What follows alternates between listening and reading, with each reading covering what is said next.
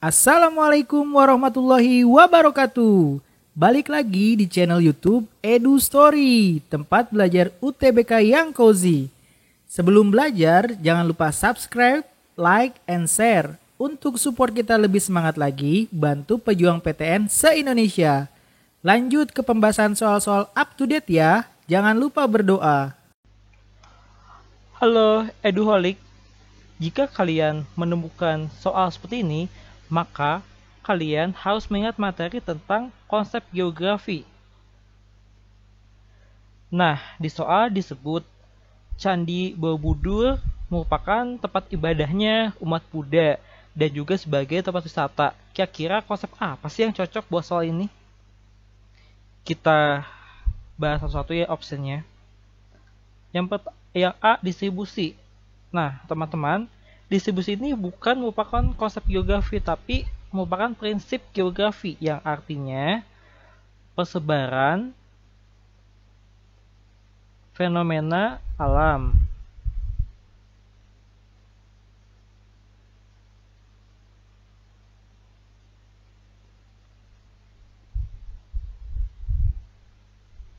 Yang kedua, pola. Pola ini artinya bentuk fenomena alamnya.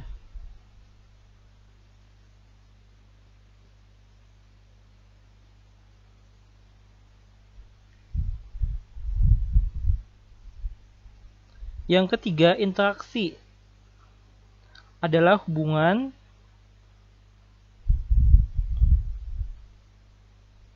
antar wilayah.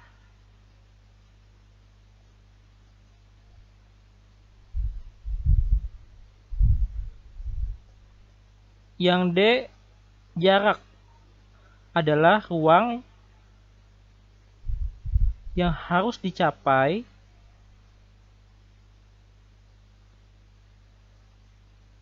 yang harus ditempuh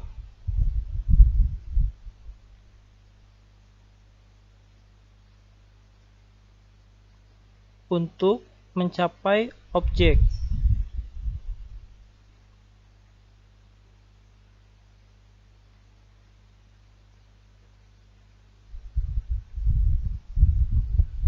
Nilai kegunaan adalah nilai guna suatu tempat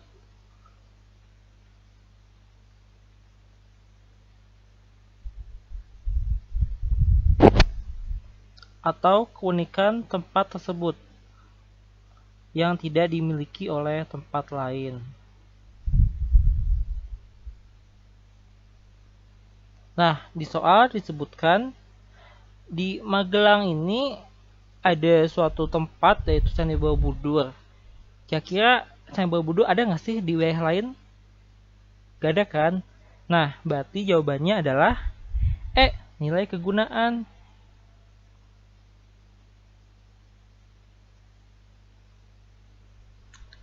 Oke, sampai jumpa di pertanyaan selanjutnya.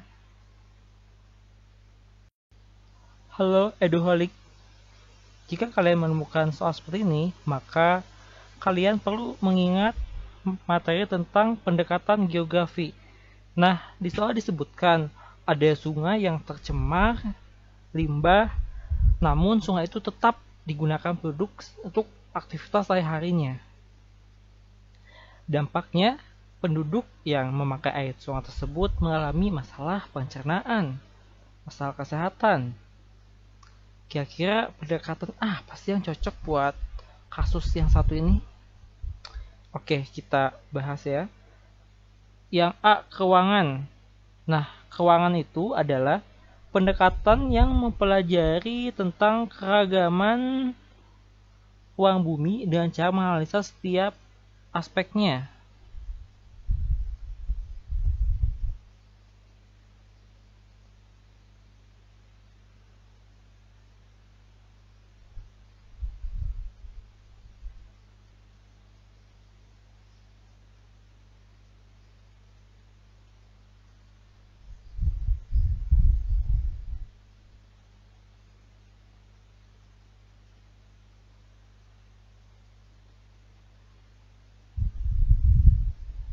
Contohnya kita mau menganalisa tentang gempa bumi di Sukabumi, atau juga mata pencaharian daerah Pangandaran misalnya. Cukup dengan meneliti satu objek, satu tempat, itu keuangan. Kelingkungan, apa sih itu kelingkungan? Nah, pendekatan kelingkungan adalah untuk menganalisis fenomena geografi berdasarkan interaksi alam dengan alam. Nah, dia berdasarkan interaksi alam dengan alam, alam dengan alam, alam dengan manusia,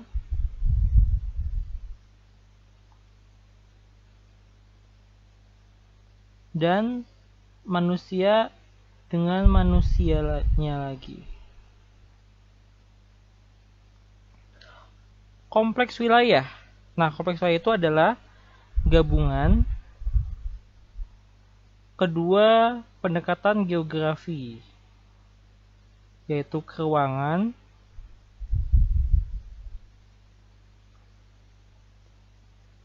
dan kompleks wilayah.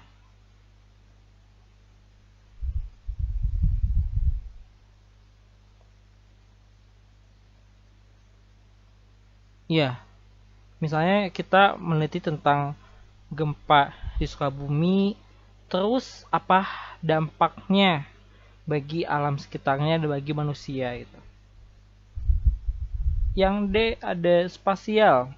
Spasial itu artinya keuangan ya. Nama lain dari pendekatan keuangan ada pendekatan spasial.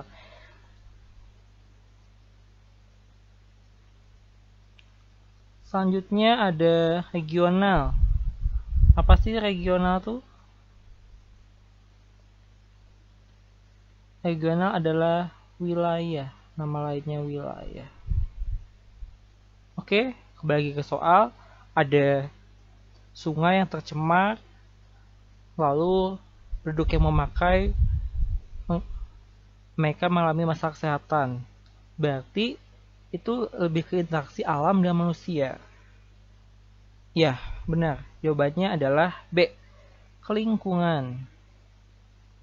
Oke, sampai jumpa di pertanyaan selanjutnya. Halo, Edoholik. Jika kalian menemukan soal seperti ini, maka kalian perlu mengingat materi tentang prinsip geografi. Nah, prinsip geografi itu sendiri ada 4. Yang pertama ada persebaran atau nama lainnya adalah distribusi.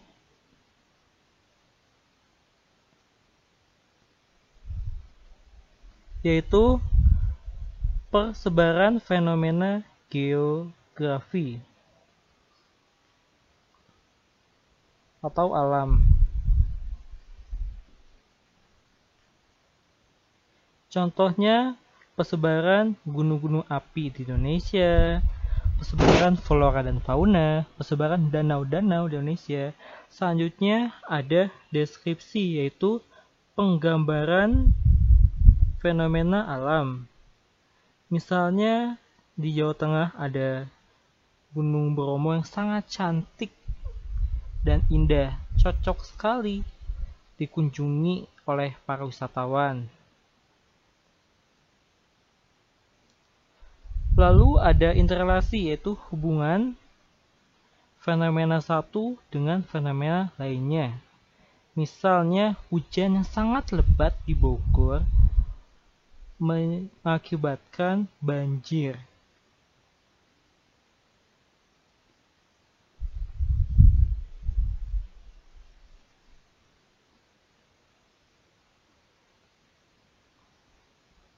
Lalu ada koologi, yaitu gabungan ketiga prinsip geografi. Berarti gabungan antara distribusi, deskripsi, dan interrelasi.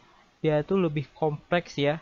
Selain menjelaskan fenomena alam itu, dia juga menjelaskan hubungan antara fenomena itu dengan fenomena lain dan juga persebaran fenomena itu. Terus akhir ada interaksi. Interaksi bukan ya, interaksi itu adalah konsep geografi.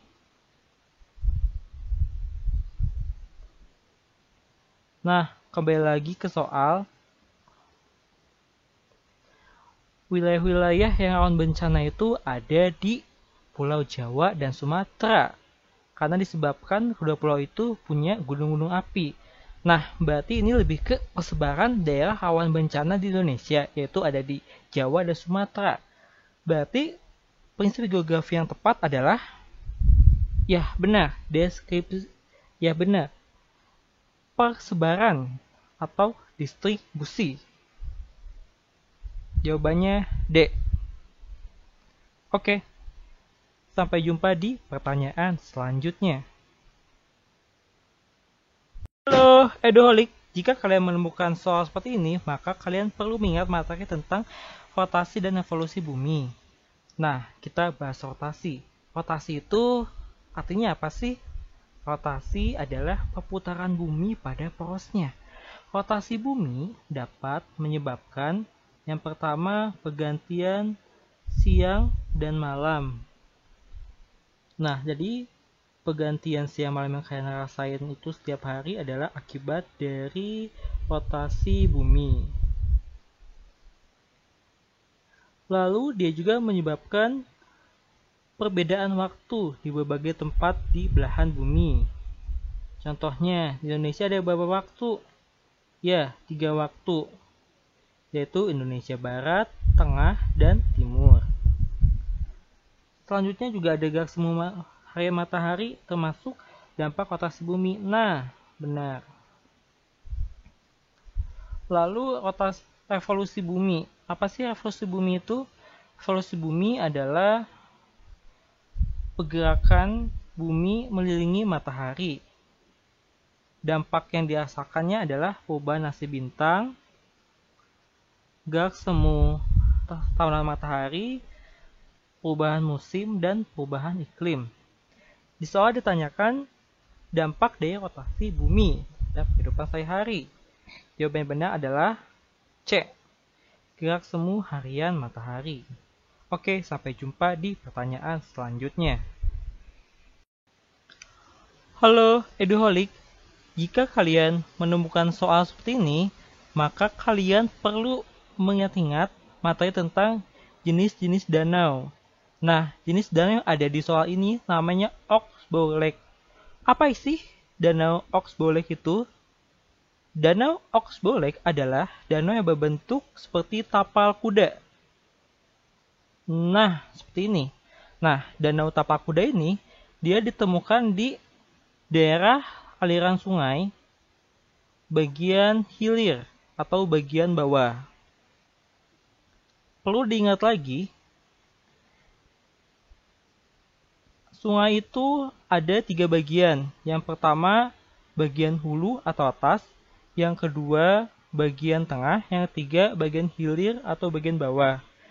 Nah, danau tapal kuda ini terbentuk dari si sungai yang berkelok-kelok. Nah, kemudian si sungai ini dia mengambil jalan pintas, lalu dia meninggalkan potongan-potongan yang membentuk danau tapal kuda seperti yang aku gambar ini.